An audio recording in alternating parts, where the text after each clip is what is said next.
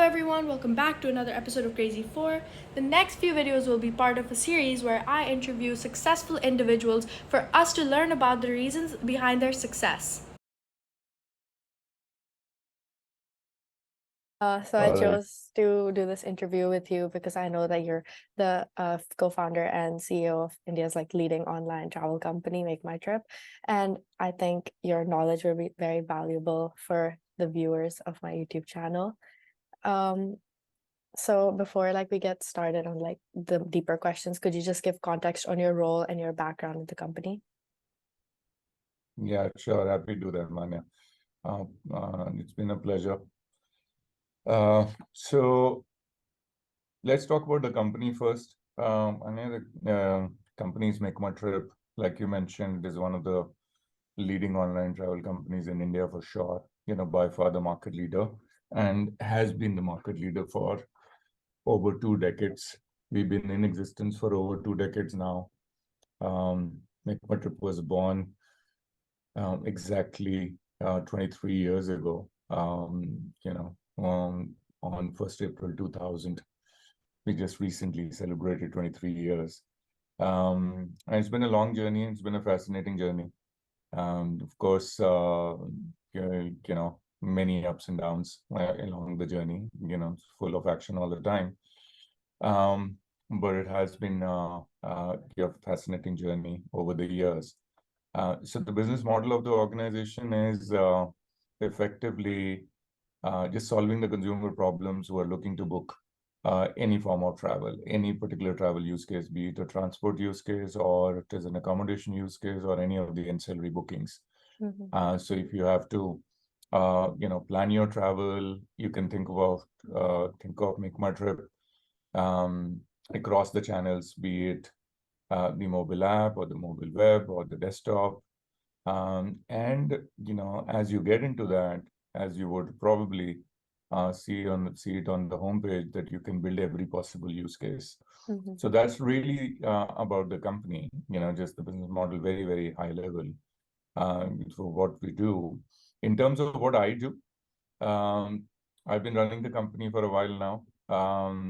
It's been part of the MakeMyTrip founding team from ab initio, which is long already, over 2 decades. And one has been just looking at, obviously, just from a role standpoint, how to navigate the ship effectively, from business strategy standpoint, and also to make sure that we keep executing and we keep delivering the promise, most importantly to the consumers, and then everything else falls in place.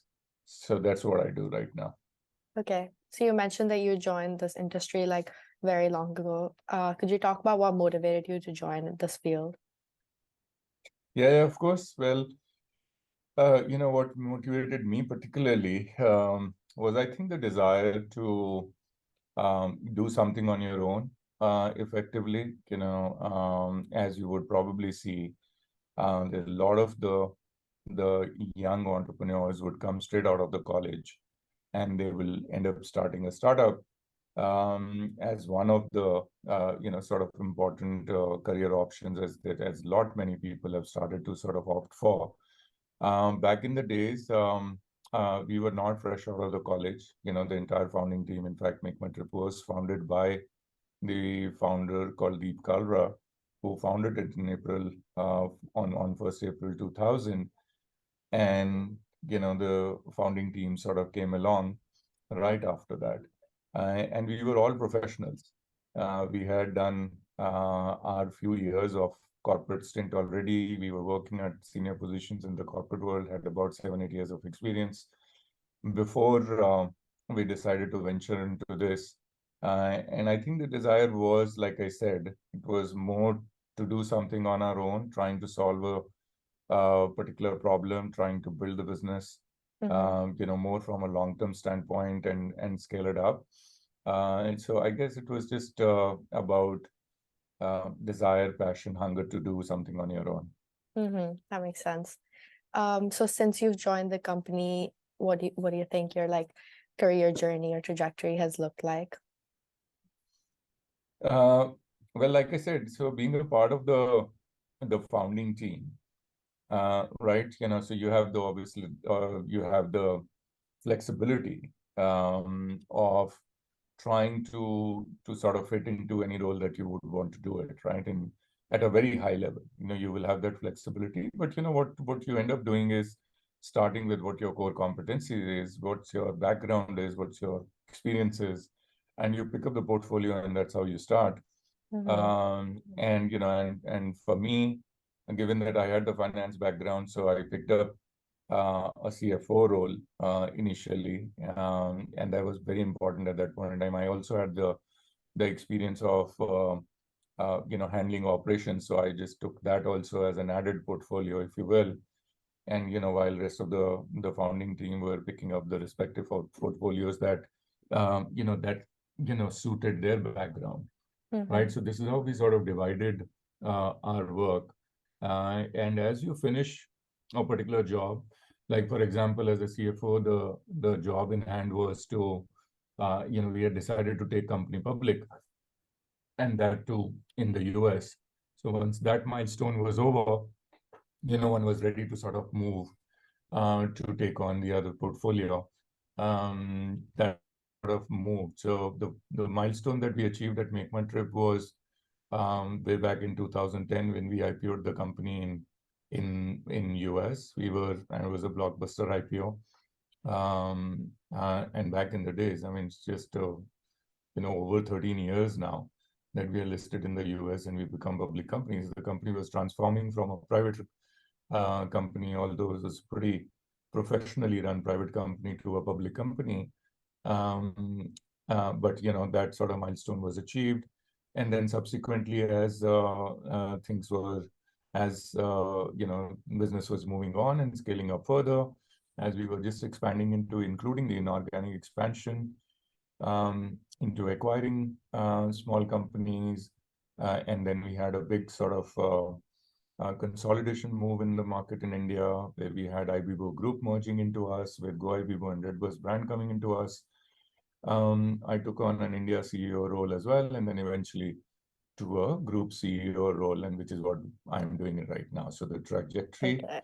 has been pretty exciting, to say the least. Mm-hmm.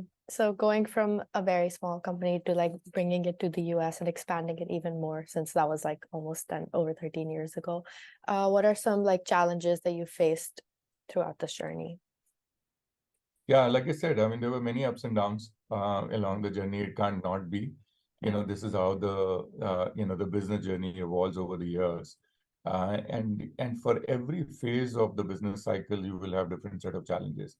So let's say for a startup stage, we had a completely different set of challenges. So when we set it up in 2000, from 2000 to 2005 or 2006, we were early in the game.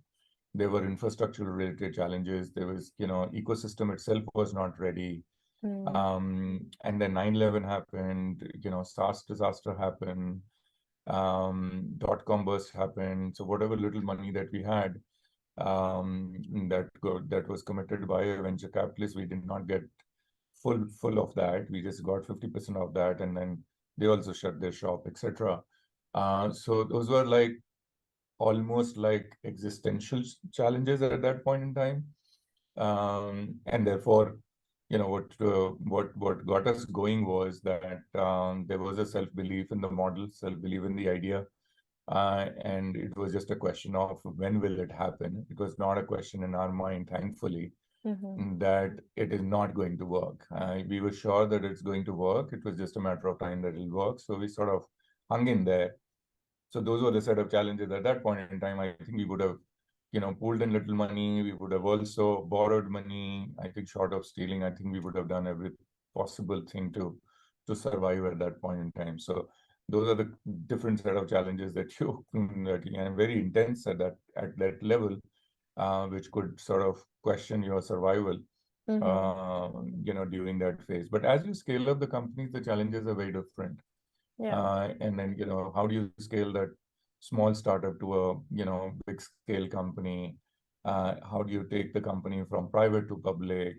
Different set of challenges. How do you make sure that the setup is professional and the governance standards and the processes are nicely set for you to be able to take the company public, to further post running the company as a public company, and then growing the company, from a market share standpoint, from constantly year on year, and then continuously continue to solve the consumer problems so that you stay ahead in the curve, um, and so on and so forth, right? The way to look at that, and there's all these challenges, is to be honest, is more how do you convert those challenges into opportunities. So every challenge presents you an opportunity for sure. I mean, it depends the lens that you end up using, and it all depends on how focused are you on solving the problem at hand, rather than getting disturbed or panicked about it. Yeah. So given that you had to like do a lot of things to overcome these challenges, what do you think were some of the most important steps you took to overcome the challenges you faced? Yeah, I guess there are a few things, right? And these are all learning experiences. I think you learn on every challenge that is thrown on you.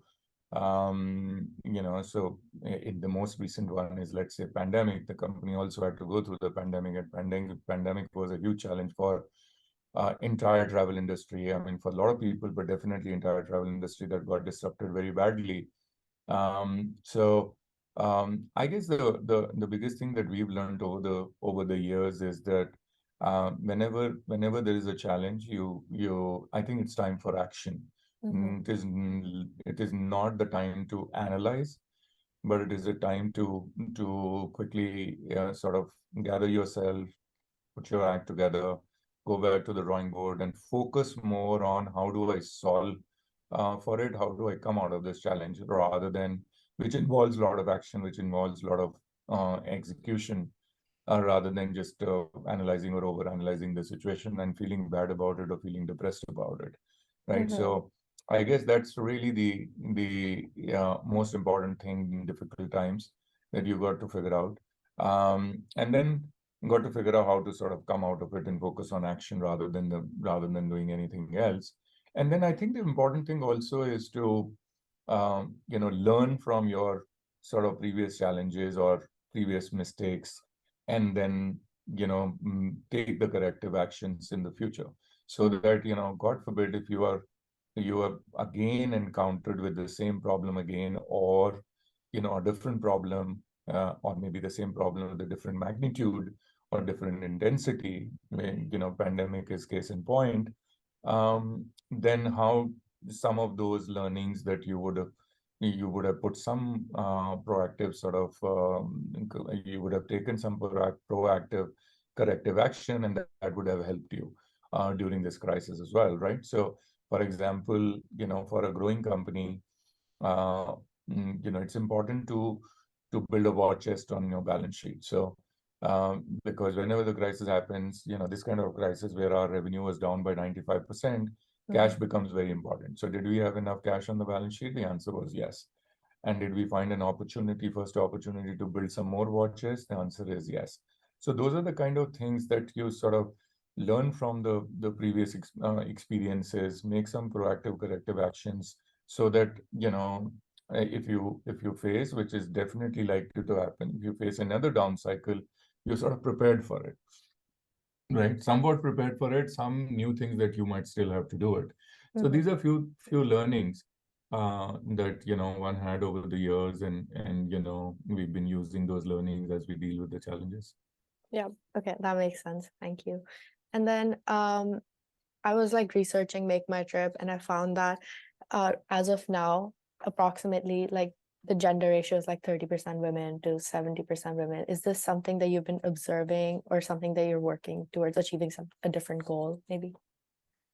Yes, very much actually. I mean, and this is one of the things, in fact, just most recently have been our increased focus area as well, across the board, that we've been talking about diversity. And the reason for that really is that there is a strong belief on this diversity, not necessarily gender diversity, but also general inclusion, right? Diversity of all kinds, because we fundamentally believe that we need to have diverse crowd.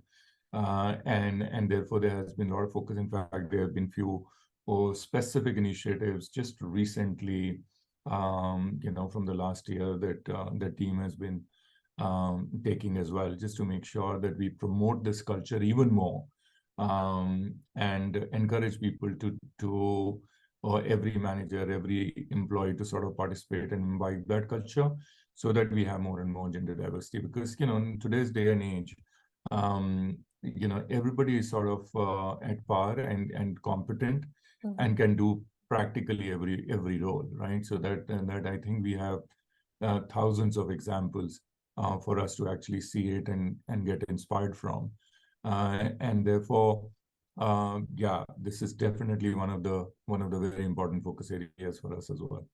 Okay, so MakeMyTrip is currently like taking steps to include and be more. Increase the diversity. Okay, Yes. great.